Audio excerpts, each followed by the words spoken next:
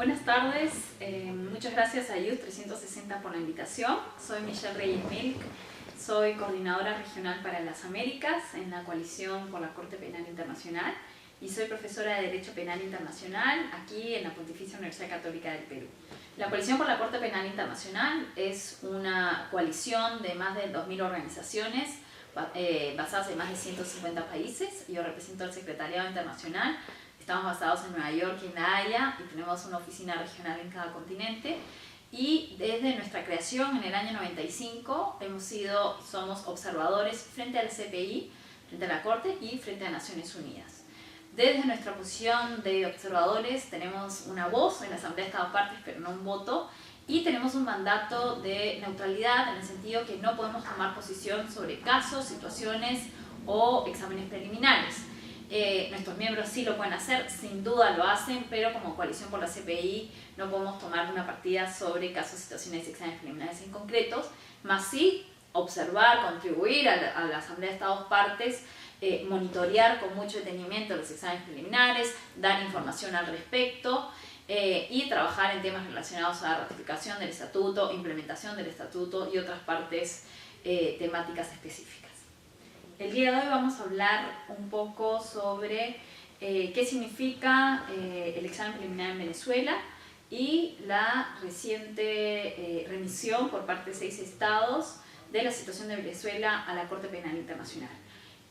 Cuáles son las implicancias jurídicas de eso y qué nos toca ver en el camino.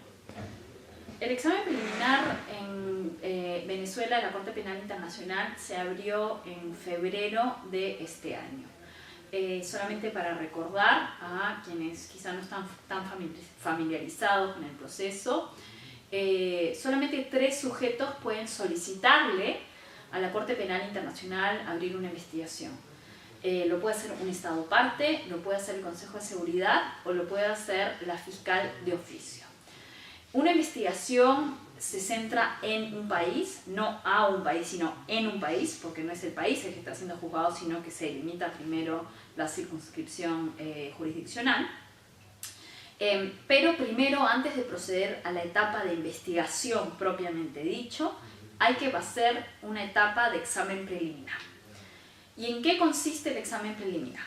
El examen preliminar es una etapa de investigación preliminar, como su nombre lo dice, que además no tiene un plazo, puede durar una semana como duró el examen preliminar en Libia o 14 años como viene durando el examen preliminar en Colombia, donde la Fiscalía de la Corte Penal Internacional debe determinar si procede pasar a una investigación formal, o sea, si se reúnen las condiciones jurídicas para abrir una investigación formal.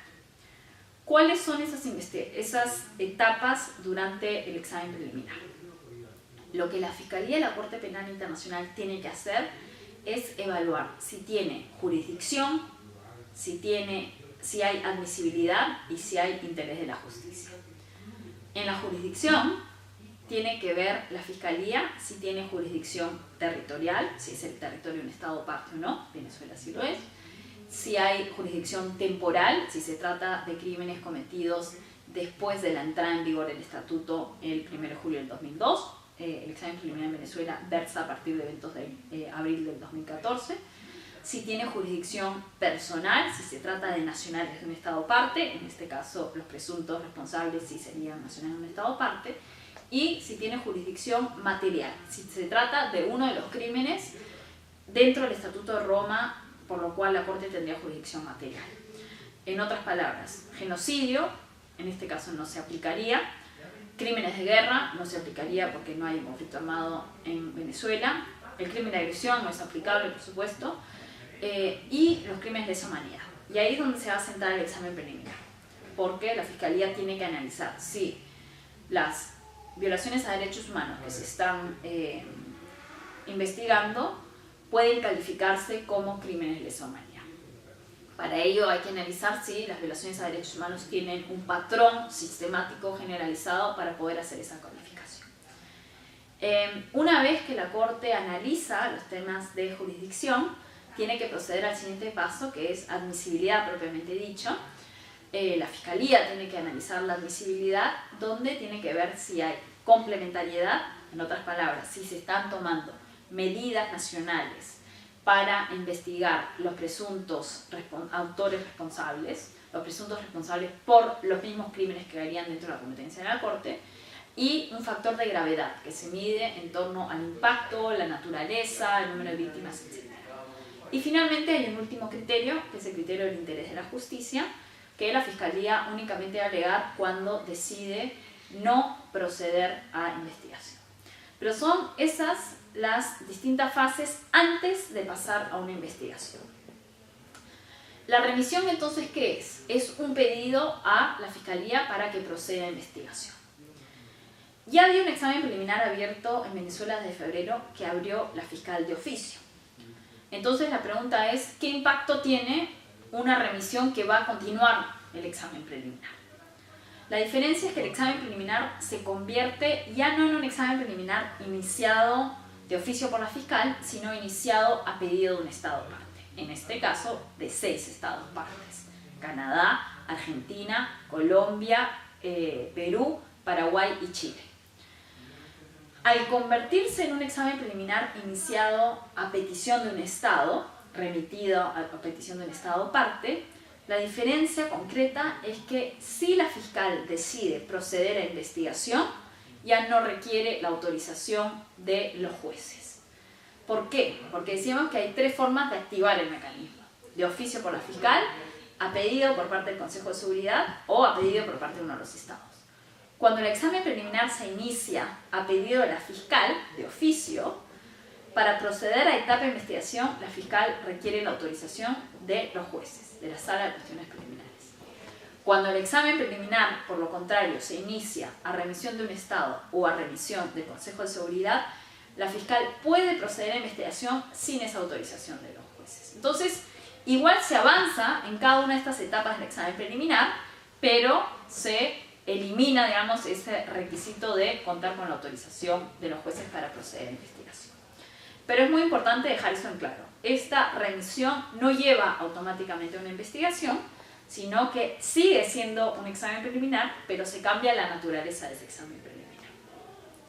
Otra precisión muy importante para hacer es que no es que los Estados están haciendo una denuncia ante la Corte Penal Internacional, porque no existe la figura de la denuncia, siempre es una remisión de una situación. Y en ese sentido no es que están denunciando a una persona en concreto, porque nadie puede denunciar a una persona en concreto. Únicamente depende de la Fiscalía qué casos abrir, contra qué individuos, y esos casos únicamente los puede abrir en la etapa de investigación, no en la etapa de examen preliminar. Por lo tanto, en esta etapa que continúa de examen preliminar no hay casos contra individuos concretos, y habría que esperar si la fiscal, una vez que hace ese análisis de esos criterios que establecimos, a la luz del artículo 53 del Estatuto de Roma, una vez si considera que amerita pasar a investigación, abre formalmente la investigación y recién ahí puede abrir los casos concretos. Así que en este momento estamos frente a esa figura. Cabe destacar que es la primera vez en la historia de la Corte que se hace una remisión interestatal, o sea, donde un Estado solicita la apertura de una investigación en otro Estado. Porque de las 11 investigaciones a la fecha, 4 o 5 han sido abiertos a petición de los Estados, pero han sido autorrevisiones por ellos mismos. O sea, Estados solicitando a la Corte, por favor, abra una investigación en mi país, porque no tengo los medios para hacerlo. Por ejemplo, en la República Democrática del Congo, en Uganda, en la República Centroafricana, etc. Pero esta es la primera vez que se hace el uso de una remisión interestatal. A ver, una de las preguntas que me hacen es cuáles podrían ser una de las consecuencias. La consecuencia inmediata es eso, que cambia la naturaleza del examen preliminar. Si es que la fiscal decide proceder a investigación, ahí entramos ya en, obviamente, una nueva etapa donde lo que va a ser clave va a ser la cooperación de los países. Porque la Corte requiere la cooperación de los Estados para poder hacer su trabajo, ¿no? La Corte no tiene su policía propia, etc. Entonces, digamos que la Corte procede, abre una investigación y abre casos en concreto.